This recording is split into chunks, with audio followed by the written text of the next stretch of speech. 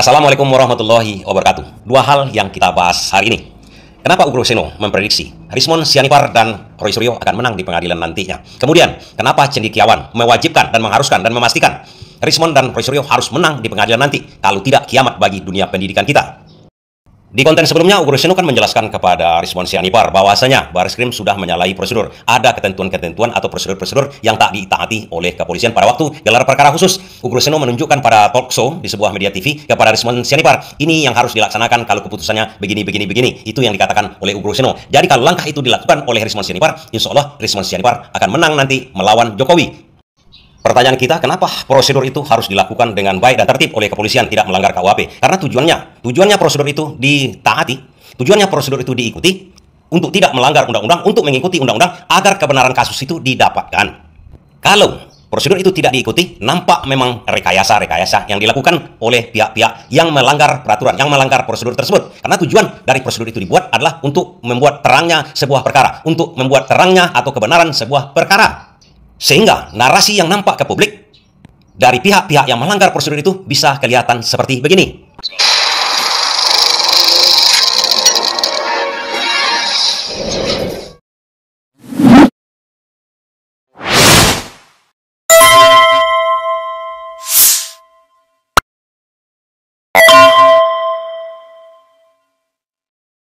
Sampel yang dia pakai itu, Pak, yang mestinya itu adalah sampel ijazah yang benar, yang analog, fisik ya, dibandingkan dengan yang lain-lain itu apakah asli apa tidak. Dia nggak pernah dapat, Pak. Hanya apa? Loh, polisi kan belum melakukan penyidikan upaya paksa. Polisi kan belum menyita ijazah yang barang yang disebut dengan ijazah palsu itu. Kok sudah bisa menyimpulkan bahwa itu tidak palsu? Itulah akibatnya karena kesalahan prosedur, sehingga rekonstruksi dari perkara ini tidak masuk akal lagi, di luar logika kita dibalik-balikan. Yang diteliti, yang dikasuskan adalah ijazahnya sendiri tidak ditampilkan, tidak dilihat, tidak diteliti. Itu membacanya harusnya di roadmap dengan baik ya. Pertama kita akan menguji fisiknya terlebih dahulu. Siapa yang memegang fisik? Kemudian akan kita uji dari admisibilitasnya, kelayakan terhadap fisik tadi benar apa enggak. Baru kita bicara di poin itu.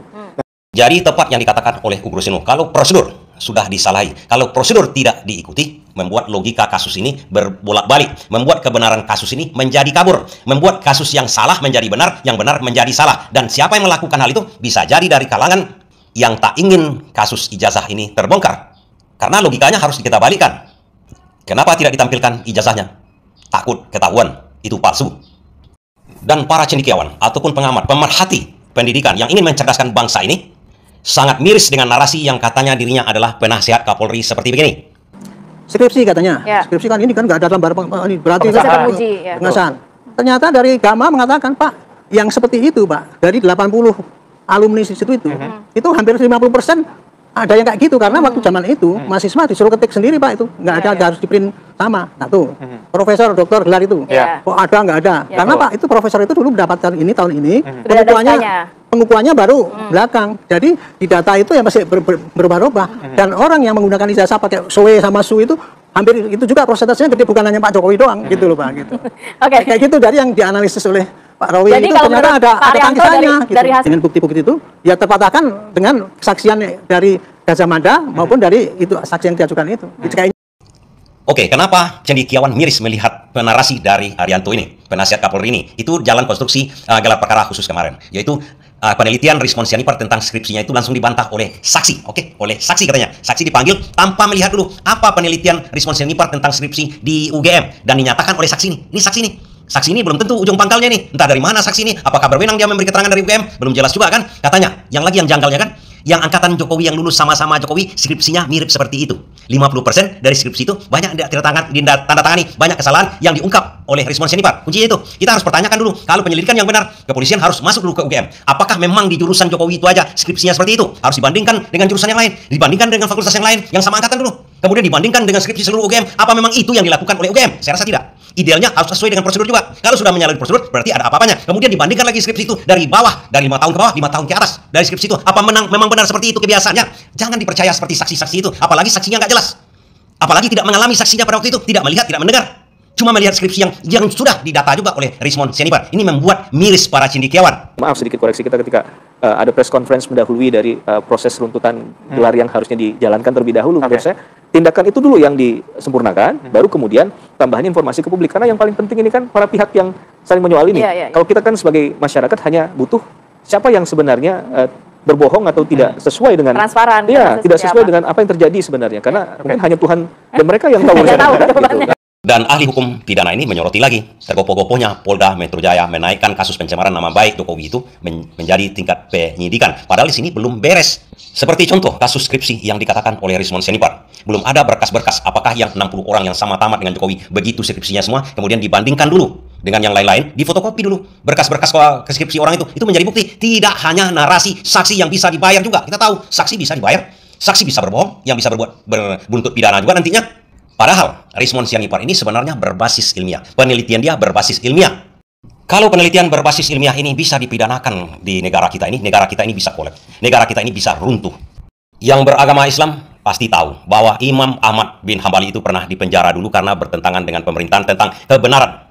Imam Ahmad mengatakan bahwa Al-Quran itu bukan makhluk. Padahal pemerintah mengatakan Al-Quran itu adalah makhluk. Ini mengenai ilmiah, mengenai pendapat, mengenai sesuatu ilmu. Imam Ahmad bin Hambali dipenjara gara-gara statementnya tersebut. Padahal memang sekarang terbukti Al-Quran itu bukan makhluk hidup, bukan makhluk mati. Itu adalah kalamullah.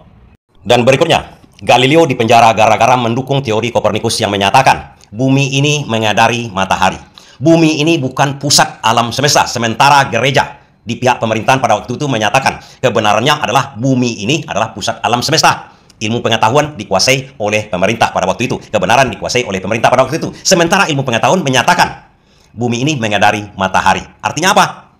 Kalau Galileo dan Kopernikus ini berbasiskan ilmiah penelitian dia, dan dia nyatakan pendapat dia bertentangan dengan pemerintah, bertentangan dengan Baris Krim Polri yang menyatakan ijazah Jokowi adalah asli. Sementara Rismond Sianipar dan Roy Suryo berbasiskan ilmiah seperti Galileo dan Kopernikus. Akhirnya ujung-ujungnya Galileo dipenjara. Artinya di sini, kalau berbasiskan ilmiah, berbasiskan ilmu pengetahuan yang membenarkan pendapat dia, pendapat Rismond, bahwa hasil penelitian dia, kalau skripsi Jokowi itu tidak benar, kalau KKN Jokowi itu tidak ada, kalau ijazahnya tak mungkin terbit. Bisa terbit kalau dipalsukan. Siapa yang memalsukan? Bisa UGM, bisa siapa saja. Kan itu pendapat ilmiah dia. Karena berdasarkan apa? Berdasarkan ilmu pengetahuan dia. Berdasarkan apa? Berdasarkan logika sederhana dia. Berdasarkan apa? Berdasarkan ketidakberesan prosedur yang dilaksanakan oleh Baris Krim Polri. Kalau ini Rismond sempat dipenjara, cendekiawan akan merasakan ini kiamat. Kenapa? Akan matinya ilmu pengetahuan, akan matinya pendidikan kita di negara kita ini. Makanya para cendekiawan, bagaimanapun Rismond harus menang melawan Jokowi saat ini. Menangnya apa maksudnya? Menangnya harus dibuktikan lagi. Kalau memang salah Rismond ini menyatakan ijazah itu palsu, langsung dibuktikan secara ilmiah saja.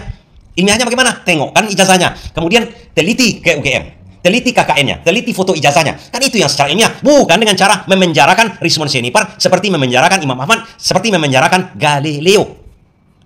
Terima kasih.